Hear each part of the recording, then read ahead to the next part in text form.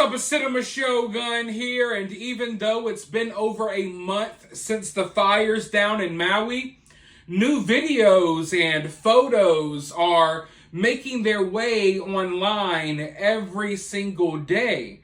And the latest piece of footage that we have from this incident, in my opinion, is the best and biggest piece of evidence yet that the power was indeed shut off in Lahaina. Now, for those of you all who might not know, Maui County is suing Hawaiian Electric. They're basically trying to blame the electric company. They're saying that the fire down in Maui, the Lahaina fire, it's all because of the electric company. They didn't shut the power off. They didn't do their jobs. They didn't do this. They didn't do that. Now listen, I don't have a dog in this fight. I've already told you in past videos that this is what happens during these tragedies. You have people pointing the finger at one another, and 9 times out of 10, nothing ever comes out of it. So I'm not really here to defend Hawaiian Electric, but I got to admit, I believe Hawaiian Electric. Hawaiian Electric says that downed power lines caused a fire in the area earlier that morning, but those fires were contained, and then the fire that broke out later that afternoon had nothing to do at all with their power lines, because they claimed that they shut off the power 6 hours before the fire even started. Now, Maui officials are claiming that that's not true. I've shown you evidence that the power was off. We've seen videos of people riding through the power lines. We even watched a video of some guy taking power lines off of his truck. So obviously, you know, they weren't as much of a threat as these officials want us to believe, because they're using the power line excuse to basically say, hey, you know, it's the power lines. That's why we put out all of these roadblocks. That's why we wouldn't let people evacuate from the fire, because of the dangerous power lines. It's all Hawaiian Electric's fault. Well, in this new footage that we're about to watch, not only are the power lines dead, but Hawaiian Electric actually has people out in the area trying to restore power before this fire even started, which shows you that the power was indeed off, right? Oh man, it's so much. Let's go ahead and roll this clip, and then I'll save my thoughts for afterwards. Roll the footage and I'll be right back. Continuing our team coverage of the Maui fire disaster, KITV4 is learning more about the communication failures on August 8th during the afternoon self-evacuation of Lahaina. KITV4's Jeremy Lee has been following this story for the last several weeks. And now, Jeremy, we're learning more about Hawaiian Electric's response that day. Leah, it's hard to get Hawaiian Electric to say anything, or for that matter, to get the county to say anything about Hawaiian Electric. That's because the county decided to sue Hawaiian Electric in the early days of all of this, and that's put a lid on the information that's coming out. But we have learned a little bit more that we're going to tell you about. Now, we know that the morning fire was allegedly started by a down power line. Hawaiian Electric says because that fire was contained by 9 a.m., they're not at fault for the afternoon flare-up. They say that they shut down all power on West Maui as of the morning on August the 8th. And now we know a little bit more about what Hawaiian Electric was saying in real time. We've looked back and uncovered a tweet. Take a look at this. Hawaiian Electric never announces a full shutdown, but it says at 3:55 p.m. that crews are arriving from Oahu to help restore power.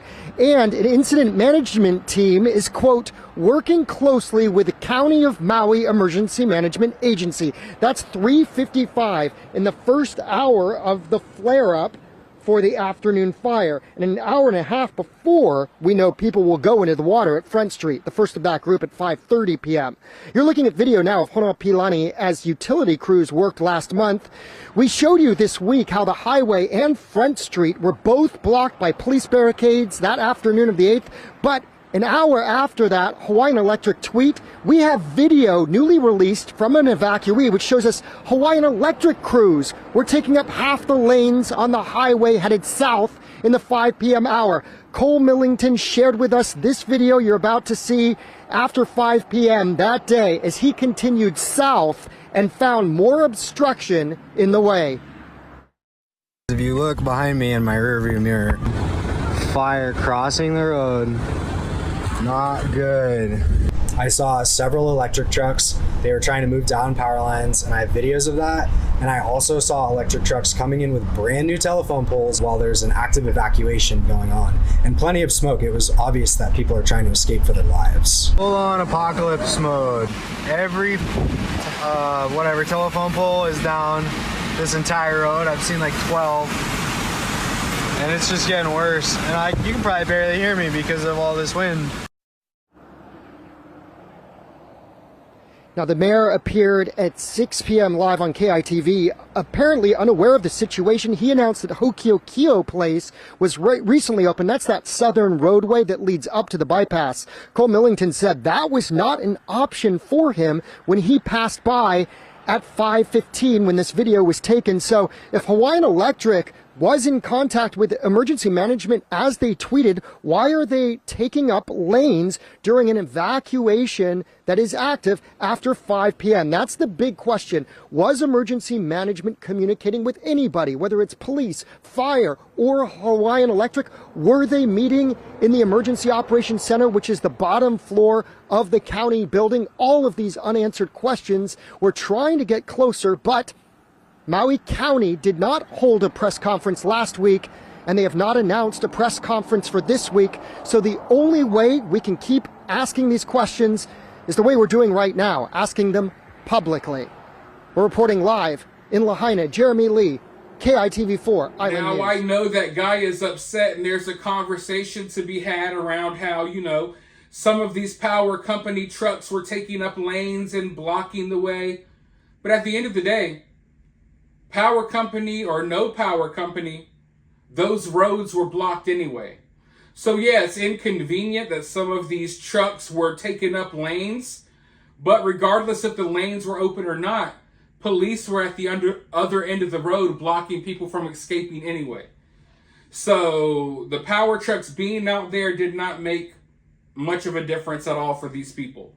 Maybe it seemed inconvenient at the time. Maybe at the time, if you didn't make it to the end of the road and realized that there was a roadblock, maybe you were blocked by these, big power company trucks, and you thought that was why you couldn't get out of Lahaina, but that's not the case. But anyways, they shared a tweet in that video, right? That tweet, along with the footage where we see the power company out here working on power lines, that would suggest that the power was off. They want to blame everything on this electric company. And I'm not saying that the electric company didn't play a part. And in my honest opinion, when it comes to things like this, there's a lot of people to blame. Everyone plays a part. And everyone not only plays a part in the tragedies, they play a part in the response. They play a part in the cover-up, if you will. But to sit here and place all of the blame on the power company, that's just, it's not right. And it's not like I'm sitting here like, oh, you can't blame the power company. It's not right, but it's not right in many senses of the word, because you have to think about it. When you're blaming the power company, you're taking the blame off of other people. And in my opinion, those other people, these city officials, government officials, I think they're the ones to blame. But from the tweet that was put out that morning to the footage that y'all just saw, this is new footage. I think it says a whole lot. I think that this is our biggest piece of evidence yet. We've been having to go off of people's word. Oh, they did this. Oh, no, we didn't. They did this, and I didn't do this, and they did that. And when you get to that point, you can't really believe any of these people. I always try to use my observational skills. Now, of course, I'm not in Maui, so using observational skills can be harder. But through all of the evidence and footage and photos that I've dug through, it's all looking like the power was indeed shut off. And once we're able to prove that for a fact, which I kind of think it's already proven, then we have to figure out how this fire even started, right? Because it's not like we're at the end of the road. Oh, well, the power was cut off. Open and shut case. No, we still have to figure out what caused the fire. But looking at this footage, it's clear to me that there has to be, how can I put this? I feel like when these officials and these government officials are out here blaming the electric company, not only do I think that the electric company is not to blame, I think the politicians and these city officials, I think they know that. I think these people know that the power was shut off, but they decided to blame them anyway. That's what I think is going on here. Because if from sitting in my living room, I'm able to come up with all of this evidence, I'm able to comb over all of this footage and come to the conclusion that these power lines were indeed shut down, then they should be able to as well. I guarantee you there was some form of communication. So I really think that they're being totally dishonest by blaming the power company, because I honestly believe that they know for a fact that that's not true.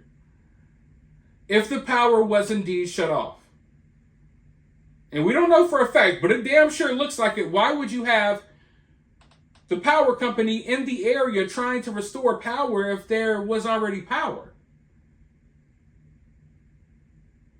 But then you can make the argument, well, why are these people out here already trying to restore power? Isn't this a little too soon? There's a fire blazing. Maybe y'all should wait. All around, there's failures all around. No doubt about it.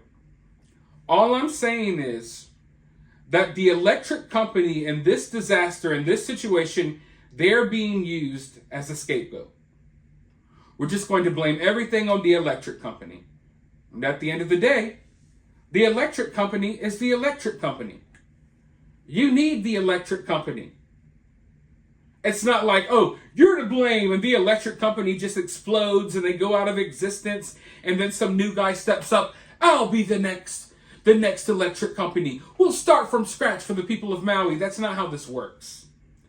So when you have something like the electric company getting blamed, nothing really happens. No one's held accountable. There's not a face attached to that.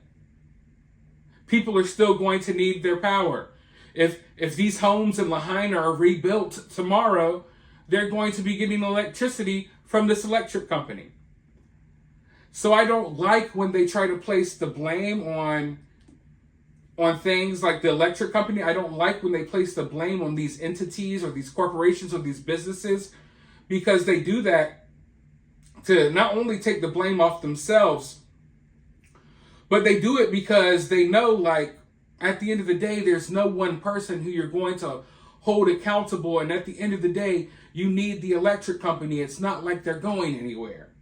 Nothing's really going to happen to them. So these officials feel like, hey, if we blame everything on them, then we get to walk away into the sunset like nothing ever happened. And basically, so do they, because they're too big to fail. They're too powerful to fail. People need them. Therefore, it's not like they're going anywhere. Sure, maybe a couple of people will get a little payout, but in the grand scheme of things, I don't think these people care about that much. Let me know your thoughts, though, about all of this down in the comments below. While you're down there, hit the thumbs up, hit that subscribe, ring that notification bell, and I'll talk to you all really soon in the next video.